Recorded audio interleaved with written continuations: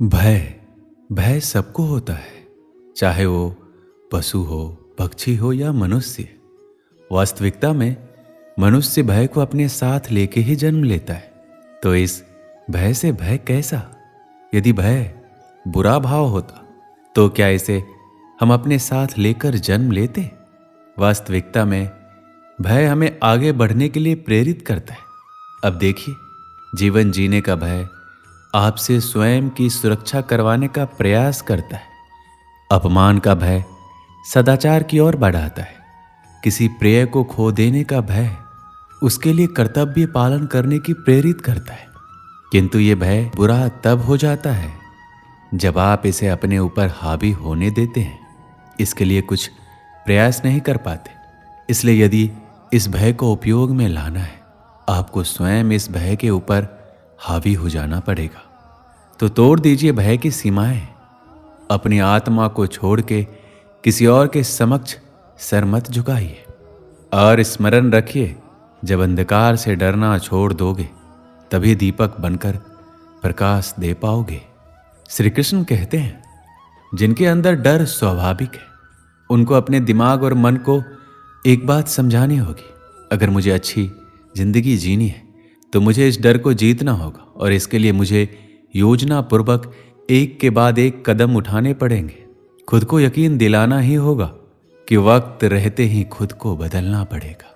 अगर हम नहीं बदले तो वक्त ने बदलने की कोशिश की तो बड़ी तकलीफ होगी। पहले आप खुद से सवाल कीजिए, क्या मैं डर के वजह से आगे नहीं बढ़ रहा हूं? क्या डर के वजह से मुझे सफलता नहीं मिल रही है? अगर आपका उत्तर हां है तो चलो डर के अंदर जाते हैं। हमें ध्यान से समझना पड़ेगा, हमें डर क्यों लगता है? क्योंकि हमारे अंदर आत्मविश्वास की कमी है। फिर सवाल आता है, हमारे अंदर आत्मविश्वास क्यों कम है? क्योंकि जिस क्षेत्र में हम सफलता हासिल करना चाहते हैं उस क्षेत्र के बारे में हमारा ज्ञान अधूरा है। इसके लिए जिस क्षेत्र में सफलता हासिल करनी है उस क्षेत्र के प्रति जितना हो सके उतना अभ्यास करना है और ज्ञान हासिल करना है, जिससे हमारे भीतर आत्मविश्वास आए और जिससे कुछ हद तक हमारा डर कम हो जाएगा। भगवान श्री कृष्ण कहते हैं, अगर किसी काम को हमें नहीं करना है तो हम बहाने देते हैं। काम में मन नहीं लगता इसलिए उस काम को बाद में करूंगा करके टाल देते हैं। कामों को आगे ढकेलने के लिए, काम नहीं करने के लिए, और जिस काम में मन नहीं लगता ऐसे सभी कामों के लिए हम जो कारण खोजते हैं उसे ही बहाना देना कहते हैं। बहुत सारे असफल लोग बहाने देते मिलेंगे, लेकिन उनको पता ही नहीं है बहानों से उनका कितना बड़ा नुकसान हो रहा है। इसे ध्यान से समझना, जब हम दूसरों को बहाना देते तो हम खुद को ही सफल होने से रोक रहे होते हैं। अपने दिमाग को अपने खुद की प्रगति पर काम करने से रोक रहे होते हैं। हम अपने दिमाग को निष्क्रिय बनाते हैं। हम दिमाग को ऐसा प्रशिक्षण देते हैं कि वो हमारे खिलाफ काम करे। जितना ज़्यादा हम बहाना देंगे उतना ही हमारे मन को खुद के खिलाफ काम करने को मजबूर कर देते हैं। इसका परिणाम ये होगा कि आप अपने ही कामों से दूर भागोगे, जिम्मेदारी से दूर भागोगे, काम में मन नहीं लगेगा, जीवन में उत्साह कम होगा, जीवन में सही निर्णय लेने में देर हो जाएगी, और फिर आप सोचेंगे कि ये सब मेरे साथ ही क्यों हो रहा है। ये सब आपके साथ इसलिए हो रहा है क्योंकि आपने ही बहाने दे देकर अपने मन और दिमाग को कुछ नहीं करने की आदत डाली है। भगवान श्री कृष्ण कहते हैं, मनुष्य का स्वभाव है कमाना, संग्रह करना, फिर चाहे धन हो, नाते हो, संबंध हो या प्रसन्नता। परंतु क्या आपने कभी सोचा है, नियति ने ये संग्रह करने की प्रवृत्ति मनुष्य में क्यों डाली? एक बीज से पौधा पनपता है, उसके भोजन से फल संग्रहित होते हैं। क्यों? इसलिए ताकि वृक्ष उसे स्वयं खा सके? नहीं, बल्कि इसलिए ताकि वो भूखे जीवों में बांटा जा सके। अब आप पूछेंगे कि इसमें वृक्ष का क्या लाभ है? क्योंकि जो बांटता है वो मिटता नहीं। जो फल ये जीव खाते हैं और उसके बीजों को वातावरण में बिखेर देते हैं, जिससे जन्म लेते हैं नए वृक्ष, उसकी जाति, उसका गुण, उसकी मिठास अमर हो जाती है। श्री कृष्ण कहते हैं, मन बड़े ही विचित्र कृति है।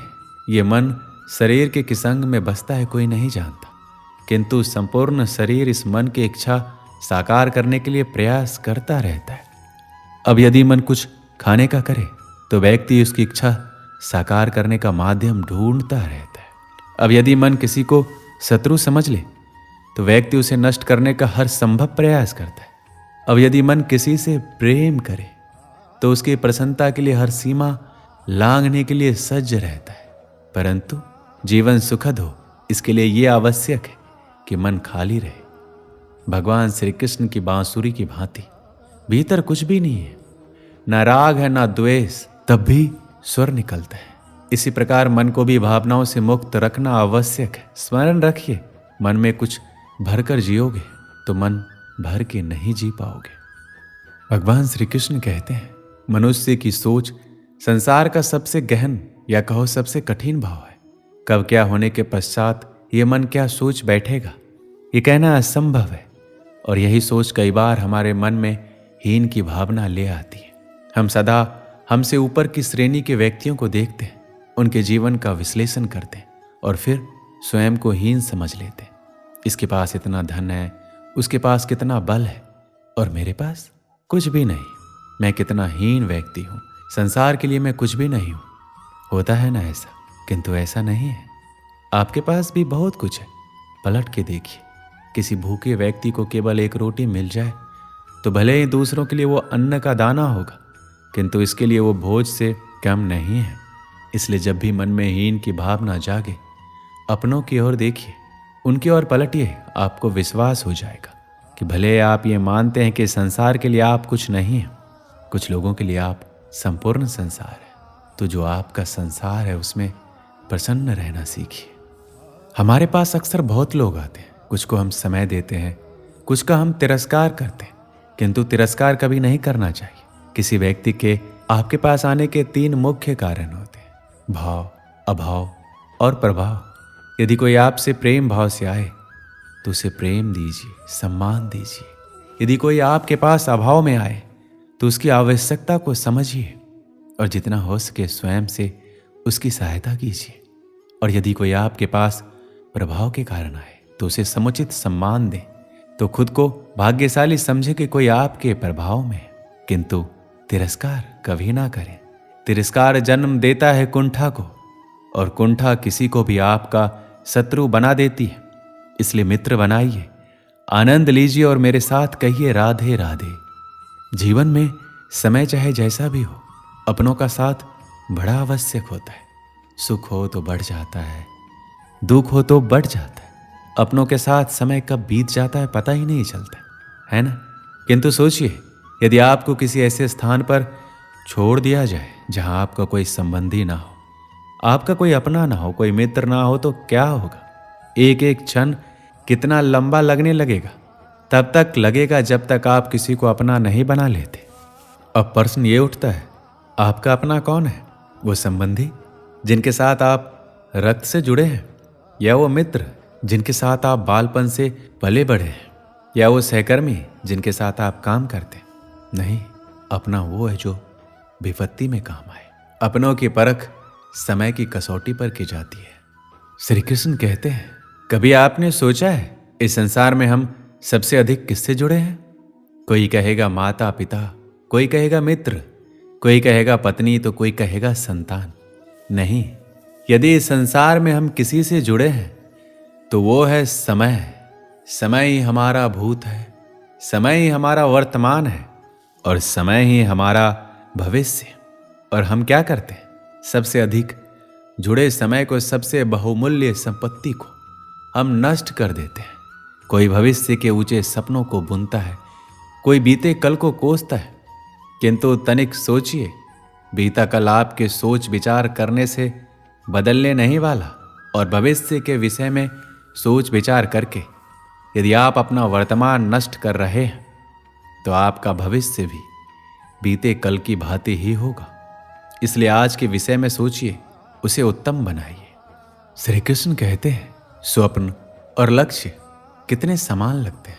इन दोनों की व्यक्ति कल्पना करता है, इन दोनों को व्यक्ति पाना चाहता है, और ये दोनों पूर्ण तो व्यक्ति स्वयं को भाग्यशाली भी समझता है।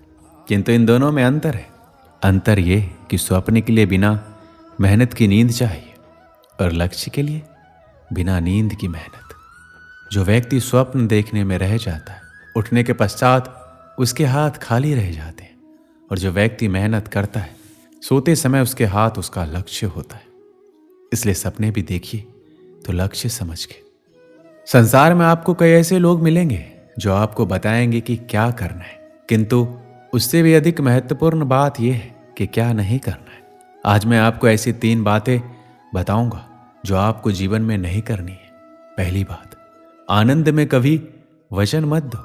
आनंद आपके तर्क को हर लेता है और फिर आनंद में दिया गया ये वचन बाद में गले की फांस बन जाता है। दूसरी बात, क्रोध में कभी उत्तर मत दो।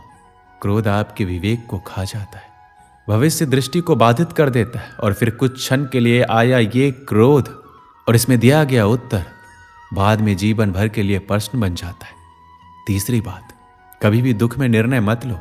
दुख आपके सोचने समझने की क्षमता को सीमित कर देता है और दुखी मन से लिए गए निर्णय सदा दुख ही देते हैं। सच कहा जाए तो वचन, उत्तर और निर्णय कभी भी जीवन में सोच विचार करके ही लेने या देने चाहिए। सोच विचार करके कार्य करोगे तो इस संसार में किसी भी समस्या का हल आसानी से मिल जाएगा। हम सबके जीवन में कभी न कभी पत्थरों का योग होता ही है। ये संसार हम पर कभी न कभी पत्थर बरसाता ही है, कभी हमें बुरा समझकर, कभी असफल मानकर, कभी हमें बुद्धिहीन मानकर। कारण बहुत सारे हैं, किंतु इन पत्थरों से हमें चोट खानी है या नहीं, ये हमारे हाथ में है। या तो आप इन पत्थरों से चोट खाकर आंसुओं से डूबे रह सकते हैं, और यदि आप चाहें तो इन पत्थरों से सेतु बनाकर समस्या का सागर पार कर सकते हैं। निर्णय आपका है।